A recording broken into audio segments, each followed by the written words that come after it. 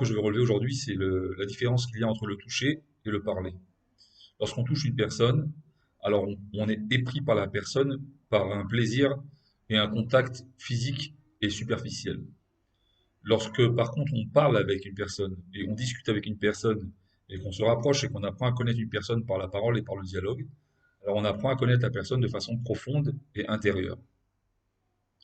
Pour donner une petite idée, lorsque une personne dit ou fait quelque chose qui a pu blesser son conjoint ou sa conjointe ou son ami, alors il y a plusieurs façons de s'excuser. Soit demander pardon tout simplement, je m'excuse, en faisant un petit bisou, un câlin, ou en amenant un bouquet de fleurs.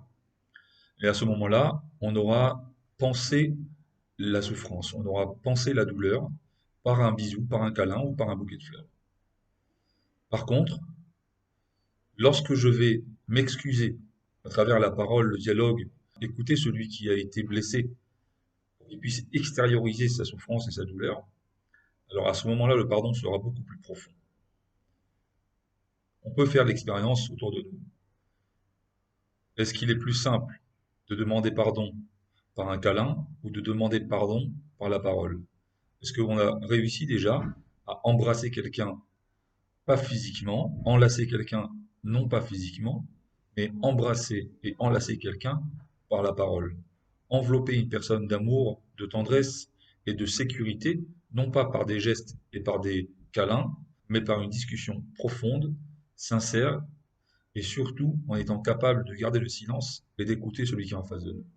Bien entendu, on sait très bien que c'est beaucoup plus difficile, beaucoup plus long et beaucoup plus profond de demander pardon et de s'excuser par un dialogue que par un geste volatile qui peut être un petit bisou ou un câlin ou autre.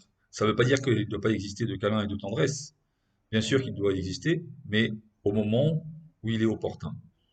Lorsqu'une personne elle a ces qualités de savoir dialoguer, de savoir parler, de savoir discuter, alors bien sûr, il faut aussi une bracha qui va permettre à ce que le contact passe correctement. Cette bracha, c'est le mariage. C'est comme deux personnes qui vont faire une affaire. Ils ne vont pas s'embrasser et s'enlacer tout de suite. D'abord, on va discuter. Ensuite, on va mettre à plat certaines divergences. Une fois que tout aura été mis à plat, alors on signe un contrat, on serre la main, on s'enlace. C'est un peu la même image dans le couple. D'abord, on parle. Ensuite, on signe un contrat, c'est la ketouba. On prend la bracha spirituelle, c'est le mariage. Et ensuite, on peut entamer un contact physique. Kadosh Baruch Hu nous donne la force d'être capable de construire une union avec la personne avec qui je veux construire, éduquer et bâtir mon foyer sur des bases profondes et sincères qui sont le dialogue, et ensuite pouvoir profiter de la tendresse et de la douceur du contact physique selon le respect de la halakha et de la Torah.